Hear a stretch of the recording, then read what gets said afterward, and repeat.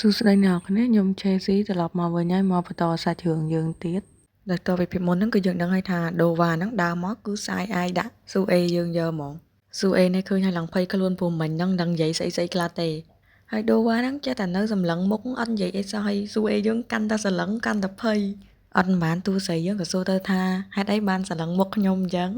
ស្រាប់តែពេលហ្នឹងដូវ៉ាហ្នឹងក៏លើកដៃមកបក់ដៃដេញស៊ូអេយើងចេញហើយក៏និយាយថាជៀសផ្លូវបន្តិចហើយទូស្រីយើងចាំកើគេដេញហើយក៏ជៀសផ្លូវឲ្យគេដើរទៅនិយាយពីថាក្នុងចិត្តនេះឡើងហួសចិត្តថាស្អីគេខ្ញុំនឹងរុយមិនមែនបានមកដេញខ្ញុំអញ្ចឹងប្រាប់ធម្មតាទៅចាំបាច់យកដៃបក់ហើយដូចតែយើងដឹងហើយពេលដូវ៉ាដើរចេញមកហ្នឹងមេឃវាភ្លៀងហ្នឹងហើយមានទៅណាកើត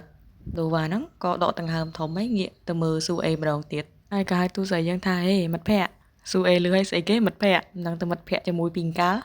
ហើយដូវ៉ាហ្នឹងក៏ញញឹមទាំងស្រទន់ថា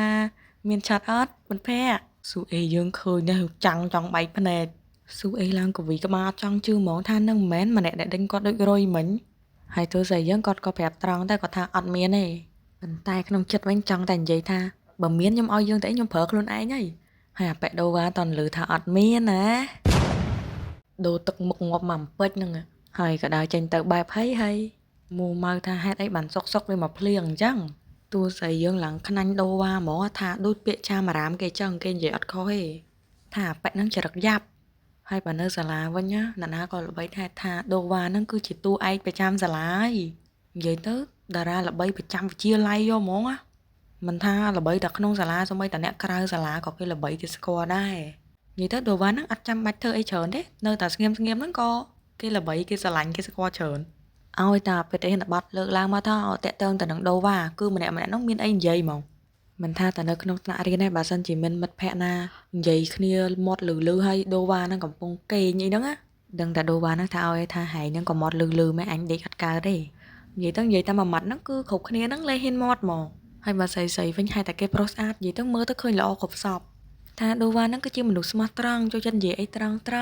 ប៉ុន្តែបើសម្រាប់ស៊ូអេយើងគឺមើលទៅគឺឆ្លើយអត់មានត្រង់ទេនេះឆ្លើយហើយបើនិយាយតាក់ទងទៅនឹងមករៀនមកអីវិញដូវ៉ាហ្នឹងមកមិនដែលតន់ទេដើរមកអញ្ចឹងគ្រូប្រធានវិន័យឃើញហ្នឹងគឺស្រែកហៅសួរហ្មងថាហេដូវ៉ាហែងហ្នឹងមកសាលាមកស៊ីតាបាយថ្ងៃទេមែនវាមិនដែលមានអាណាមករៀនយឺតដល់ថ្នាក់ហ្នឹងទេនិយាយទៅដូវ៉ាហ្នឹងអត់មាននិយាយអីច្រើនទេគ្រាន់តែអោនគោរពលោកគ្រូហើយគឺដើរបន្តទៅទៀតហើយហេតុតែគេតារាល្បីសូម្បីតែគ្រូហ្នឹងក៏អត់ហ៊ានថាអីដែរហើយសិស្សគ្រប់គ្នាគឺឆ្ងល់ហ្មងថាហេតុអីបានដូវ៉ាហ្នឹងអត់ទទួលវិន័យដូចគេអញ្ចឹងហើយបើតាមតែពាក្យគេនិយាយតគ្នាហ្នឹងគេថាដូវ៉ាហ្នឹងគឺមកពីគ្រូសាជាអ្នកមានដល់អញ្ចឹងមករៀនហ្នឹងគឺទៅប្រឹងប្រែងម៉ាធ្វើធម្មតារបៀបថាគេជាប្រុសស្អាតអញ្ចឹងគេដើរលេងតែជាមួយពួកអត់ប្រយោជន៍ទេហើយល្បីហ្នឹងគឺល្បីដោយសារមុខដ៏ស្រស់សង្ហាដ៏ស្រស់ស្អាតរបស់គេហ្នឹងតែនិយាយលេងសើចស្អាតមែនតើអ្នកគ្នាសូម្បីតែស៊ូអេហ្នឹងក៏អត់អាចមើលរំលងការពិតបានដែរថាដូវ៉ាហ្នឹងពិតជាស្អាតមែនហើយបើនិយាយទៅតាមអីដែលគេមើលឃើញហ្នឹងគឺដូវ៉ាហ្នឹងតែងតែពាក់ស្បែកជើងដែលមាន brand ល្បីពាក់កៅអៅដែលមានតម្លៃថ្លៃមកសាលារៀនរហូតហើយបើតាមពាក្យអាចារ្យមារាមគេនិយាយទៀតគេថាដូវ៉ាហ្នឹងនៅក្នុងសិតអាផាតមិនជាន់ខ្ពស់ជាងគេហើយបើនិយាយពីឪពុកម្ដាយបើដូវ៉ាវិញlevel ខ្លាំងមែនតើអត់មានពេលមើលដូវ៉ាទេអញ្ចឹងហើយលុយចាយអីគឺគាត់ឲ្យចាយសេរីស៊ូអេហ្នឹងតន់តែស្រឡឹងដូវ៉ាឲ្យគិតហ្មងនឹងមិនមែនជាមនុស្សដែលមកញ៉ៃគ្នាជាមួយនឹងរ៉ាអ៊ំក៏អស់ចាកាឡាលេខម៉េះស្រឡឹងគេហ្នឹងដូវ៉ាហ្នឹងងាកមកទៀតហើយស៊ូអេយើងអត់ចាញ់ដៃទេគេមើលមុខគេវិញដល់ថ្នាក់ខាងប្រុសហ្នឹងគឺស្កិនចិត្តពេកគេទ្រាំអត់បានដល់ថ្នាក់ខាងប្រុសហ្នឹងនិយាយថាមិនផងមើលរហូតតមុខខ្ញុំធ្លុះចេញប្រហោងមែនទ្រាំលែងបានទៀតហើយដូវ៉ាហ្នឹងក៏ទៅទិញអាកដាស់ម៉ែគេហ្នឹងយកទទួលរត់ជ្រកភ្លៀងទៅបាត់ស៊ូអេយើងឡើងហូចចិត្តថាប៉ែនេះចិត្តតែហ៊ានធ្វើហ្មងអាកដាស់ម៉ែរបស់គេផ្ញើមកម្ចាស់គេអត់ទាន់បើកមើលមកឯងនេះយកទទួលភ្លៀងទៅបាត់ចេញមកចរិត gangster អត់មានច្បាប់ទម្លាប់ហ្មងស៊ូអេហ្នឹងឡើងលន់មកថាហើយរ៉ាអឹមទៅគិតស្អីបានទៅញ៉ៃគ្នាជាមួយអាប៉ែហ្នឹងស៊ូអេយើងឈរយូរទៅវាកាន់តែយូរទៅដូចមិនព្រមរាំងភ្លៀងសោះក៏សម្រេចចិត្តហ្នឹងរត់កាត់ភ្លៀងទៅតែម្ដងទៅស្រាប់តាពេលហ្នឹងក៏រត់កាត់ទូភេសជ្ជៈមួយពេលហ្នឹងគាត់ក៏លឺសលេងទូរស័ព្ទរោពេលដែលគាត់លឺសលេងនេះគាត់ដឹងហ្មងគឺជាសំឡេងទូរស័ព្ទ Jelly Pop ដែលគាត់ជ្រុះនៅកន្លែងការ៉ាអូខេហ្នឹងហើយគាត់រើសអត់កើតគាត់ទុកចោលហ្នឹងស៊ូអេហ្នឹងក៏ដើរទៅទៅមើលហើយក៏លូកដៃយកទូរស័ព្ទហ្នឹងចេញមកវិញហើយស្រាប់តែពេលហ្នឹងវាក់កូនកណ្ដោដ៏គួរឲ្យស្រឡាញ់មួយចាគួរឲ្យស្រឡាញ់ពេកស៊ូអេហ្នឹងឃើញហើយគឺទ្រាំអត់បានទេក៏ស្រែកវ៉ាកវត្តទូរស័ព្ទចោលកវត្តអីអស់លីង និយាយថាទូរស័ព្ទនេះមិនដឹងគេធ្វើពីដែកមកអីទេចង់ជ្រុះធ្លាក់បែកមិនក៏អត់ទៅណាដែរតែហៅខ្លាំងណាស់ហើយបើតាមធម្មតាអ្នកគ្នាដឹងឯងដាច់ផ្ងាដល់ថ្នាក់ហ្នឹងគឺត្រូវស៊ីដីអត់មានណាកិច្ចបានទេតែចៃដន្យអីគេគឺជាតួឯកចឹងហើយមិនដឹងមិនទេពេលនោះក៏មានមនុស្សម្នាក់ហ្នឹងមកតកង3អត់ឲ្យដួលទេសំខាន់មានទាំងកាន់ឆាត់មកទៀតឆាត់ពណ៌លឿងអ្នកគ្នាមានបានមើលរឿង Lovely Runner អត់គឺនឹងហើយតួប្រុសនឹងហើយហើយម្នាក់ហ្នឹងគឺជាដូវ៉ាហ្នឹងអ្នកគ្នាអូយហើយគេឡើងរបៀបថាគេរ៉ូមែនទិកហ្នឹងត្រូវគូចាក់ចម្រៀងអ្នកគ្នាប៉ុន្តែខ្ជិលចាក់ឲ្យជាប់ copyright ហើយពេលហ្នឹងយើងក៏ឃើញថាទូរស័ព្ទហ្នឹងវាក៏លោតបើកាមេរ៉ាថតទៅលើអ្នកទាំងពីរហ្នឹងហើយពេលហ្នឹងវាក៏លោតជា system មួយបង្ហាញថាស៊ូអេហ្នឹងគឺលេខ0ប៉ុន្តែភ្លាមហ្នឹងវាក៏លោតបូក1តែអត់បានយូរទេលេខ1ហ្នឹងក៏លុបទៅបាត់វិញ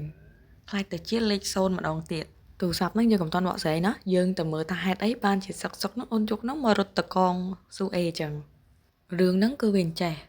ពេលហ្នឹងយើងដឹងហើយថាអូនយុកហ្នឹងគាត់បានរត់ចេញមកក្រៅយកឆាត់ទៅឲ្យរ៉ាអឹមហើយបន្ទាប់មកគឺគាត់អត់ទាន់បានចូលទៅវិញទេគាត់ហ្នឹងក៏ដើរទៅម៉ាតមកកន្លែងហើយពួកម៉ាក់គាត់នៅការ៉ាអូខេហ្នឹងក៏តែសួរថាហេអូនយុកហែងថាហែងមកវិញឥឡូវឯងនៅណាអូនយុកហ្នឹងពេលហ្នឹងគាត់កំពុងតែរើសឆាត់ហើយគាត់ក៏និយាយថាអូគាត់នៅតាមផ្លូវគាត់នៅក្រៅអាគារហ្នឹងទេតិចទៀតគាត់ទៅវិញហើយគាត់ហ្នឹងក៏ចុចបិទទូរស័ព្ទទៅ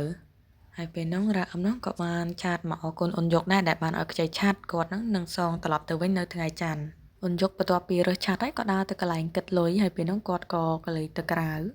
ពេលហ្នឹងចៃដន្យអីក៏បានឃើញស៊ូអេហ្នឹងកំពុងឲ្យរត់កាត់ភ្លៀងនិយាយពីថាមើលទៅឡើងកំសត់ហ្មងធ្វើឲ្យអូនយុកនោះធម្មតាក៏ទៅរើសឆាត់មួយទៀតគាត់ទិញឆាត់2តម្រាំតែគាត់ទិញឆាត់ទិញអីដើរចេញមកក្រៅហ្នឹងក៏ឃើញថាស៊ូអេហ្នឹងទៅអង្គុយនៅពីមុខទូលក់ភេសជ្ជៈមួយហ្នឹងអូនយុកនេះឡើងឆ្ងល់ថាមេឃភ្លៀងចង់ងាប់ហើយស៊ូអេហ្នឹងទៅឃ្លានរបស់អីត្រជាក់ចឹងក៏លួចសោចទៅភ្លាមហ្នឹងស៊ូអេក៏ស្រែកវ៉ាស់រកផ្ងាក្រោយកន្លែងហ្នឹងហើយហ្នឹងអូនយុកហ្នឹងក៏រត់ទៅតកង3នៅក្រោមឆាត់ពណ៌លឿងដ៏រ៉ូមែនទិកហើយហ្នឹងក៏បានឆ្លៀតសួរស៊ូអេថាកើតអីអត់តែពេលនោះស៊ូអេហ្នឹងក៏ឃើញថាម៉ូតូមួយហ្នឹងជិះមកលឿនមែនតើសាច់ទឹកមកខ្លាំងស៊ូអេហ្នឹងអត់គិតច្រើនទេក៏ទាញអូនយុកហ្នឹងចេញទៅមកខាងកុំឲ្យសាច់ទឹកហ្នឹងត្រូវចឹងហើយទឹកហ្នឹងក៏សាច់មកលើស៊ូអេអត់បានត្រូវអូនយុកទេស៊ូអេហ្នឹងក៏សួរថាអូនយុកមិនហើយអត់អីណា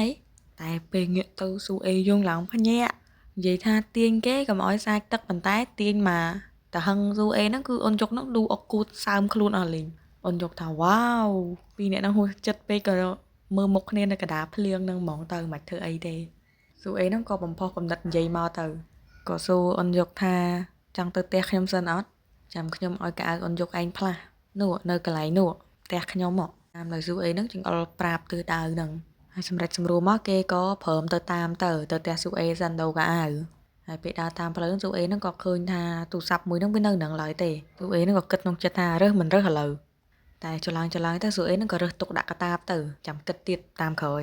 ពេលមកដល់ផ្ទះស៊ូអេហ្នឹងគឺអត់មានណាគេនៅផ្ទះទេចឹងហើយស៊ូអេហ្នឹងគាត់ក៏ហុចកសែងមួយទៅឲ្យអូនយុកហ្នឹងក៏អរគុណទៅយកកសែងហ្នឹងមកជូតមុខជូតមាត់ចឹងព្រោះជោកអស់ឲ្យពេញខ្លួនហ្នឹងស៊ូអេហ្នឹងក៏ទៅរើកៅអៅរបស់ខ្លួនឯងមួយហើយគិតថាកៅអៅហ្នឹងប្រហែលជាត្រូវហើយមើលទៅព្រោះអីមើលទៅរៀងធំដែរកៅអៅស៊ូអេអស់ធំត្រឹមហ្នឹងហើយក៏ប្រាប់ឲ្យអូនយុកហ្នឹងផ្លាស់មកពាក់អាហ្នឹងទៅហើយក៏ទាញតួប្រុសយើងហ្នឹងឲ្យមកផ្លាស់នៅក្នុងបន្ទប់របស់ស៊ូអេហ្នឹងថាផ្លាស់កៅអៅនៅហ្នឹងហើយអូខេបិទទ្វារបាត់ទៅអូនយុកហ្នឹងក៏ចាប់ផ្ដើមដោះអាវដោះអីចឹងទៅស៊ូអេនៅខាងហ្នឹងក៏គិតថាអើយគួរតែបត់កៅអៅបត់អីនៅមុខបន្ទប់ហ្នឹងសិនហើយពេលហ្នឹងអូនយុកហ្នឹងក៏ដោះអាវហ្នឹងក៏ធ្វើឲ្យរូបថតនៅលើអញ្ចាំងហ្នឹងវាជ្រុះហើយក៏ប៉ើងរសាត់ធ្លាក់ទៅដល់ក្រៅបន្ទប់ធ្វើឲ្យស៊ូអេហ្នឹងឃើញហើយរូបថតហ្នឹងគឺជារូបថតរបស់មីនូនិងស៊ូអេលុបថារូបថតគេស្វីតអីចឹងហើយពេលនោះបានស៊ូអេហ្នឹងគាត់នឹកឃើញថាបន្ទប់របស់គាត់គឺសុទ្ធតែជារូបថតស្វីតអនុស្សាវរីយ៍ជាមួយមីនូមានសបុតមានទឹកកតាមានអីណាស៊ូអេយើងខ្មាស់គេដល់កយថាអត់ទេគាត់ទៅបើកទ្វារស្រែកប្រាប់អូនយុកថាជប់សិនអូនយុកកុំទាន់ដល់កៅអៅតែពេលនោះអូនយុកទៅតែដោះបានអាវក្រៅទេតែស៊ូអេយើងគឺគាត់ប្រតិកម្មខ្លាំងហើយគាត់ក៏យកដៃខ្ទប់មុខតែសុំទោសតែមួយផ្លែទេណាតែមួយផ្លែទេខ្ញុំអត់មើលអូនយុកនេះហួសចិត្តដែរអត់ទាន់បានស្រាតផងហ្នឹងស៊ូអេយើងមិនចាំយូរទៅបករូបថតទៅបកកណាត់ទៅទាញទឹកកតាទៅទាញអីហ្នឹងយកលាក់ទុកឲ្យលេង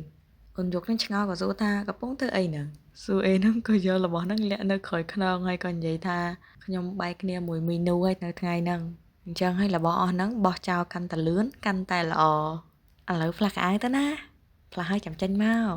ហើយសួរអេហ្នឹងក៏ដើរចេញទៅបាត់ទៅមកសបកក្រោយមកអូនយកហ្នឹងក៏ដើរចេញមកក៏ស្រែកសួរអេថាហេខ្ញុំគិតថាទំហំហ្នឹងដូចជាអត់ត្រូវទេនេះ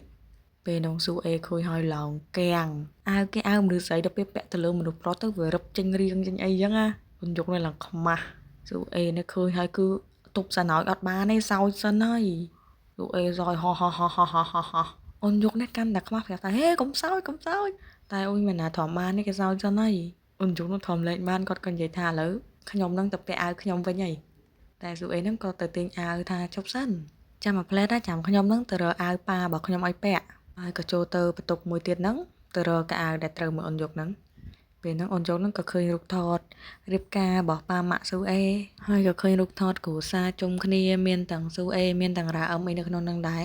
ហើយពេលដែលអូនយកហ្នឹងគាត់មើលទៅកាន់រូបថតរបស់រ៉ាអឹមកាលពីក្មេងហ្នឹងគឺគាត់នឹកឃើញទៅដល់រូបថតមួយទៀតដែលគាត់ធ្លាប់ឃើញនៅក្នុងសភៅមួយនៅបន្ទប់ធ្វើការរបស់ប៉ាគាត់ហើយប៉ាអូនយកពេលហ្នឹងគឺកំពុងតែនិយាយទូរស័ព្ទជាមួយអ្នកណាម្នាក់មើលទៅដូចជាតឹងតសៃក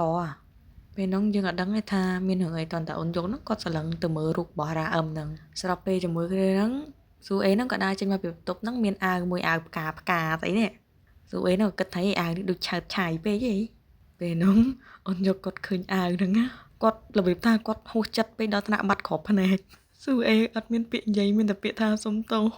រស់និយមប៉ាខ្ញុំហ្នឹងវារៀងចម្លែកតិចហើយស៊ូអេហ្នឹងក៏បន្តទៀតថាខ្ញុំស្បត់ខ្ញុំនិយាយមែនណាអាវហ្នឹងគឺជាអាវដែលមើលទៅសមរម្យជាងគេអូនយកនៅអត់ដឹងនិយាយអីទេមានតែព្យាយាមទប់អារម្មណ៍ហើយនិយាយថាអត់អីទេមើលទៅឡើងឡយបន្ទាប់ពីផ្លាស់កៅអៅហើយអូនយកហ្នឹងក៏បំរុងទៅផ្ទះហើយក៏និយាយអរគុណទៅកាន់ស៊ូអេហ្នឹងហើយអូនយកហ្នឹងគឺមែនគាត់ពាក់អាវហ្នឹងមែនគ្មានជំរើសទេគាត់ថាចាំគាត់ហ្នឹងយកអាវហ្នឹងឲ្យវិញថ្ងៃច័ន្ទជួបគ្នានៅសាលាហ្នឹងតែពេលហ្នឹងសំលេងចុចលេខកូដហ្នឹងក៏មិនលឺឡើងពីអ្នកមើលមុខគ្នាឡើងកាំងហើយពេលដែលបើកទ្វារមកហ្នឹងគឺជាប៉ារបស់ស៊ូអេប៉ាស៊ូអេមកអើយកូនប៉ាមកវិញហើយអូនយកនៅភ័យឡើងសលេងបាត់ក្របភ្នែកអស់ដល់ស៊ូអេយើងវិញភ័យពេកកើតទៅជាសិលាហើយប៉ាស៊ូអេនេះគាត់កាំងដែរគាត់ដឹងនិយាយគាត់សួរថាពីណាគេហ្នឹងកូនអើយខ្ញុំកាំងស៊ូអេនាំប្រុសមកផ្ទះឪមកតួនសំខាន់យកអាវប៉ាឲ្យប្រុសពាក់ទៀតអូយកាចណាស់កូន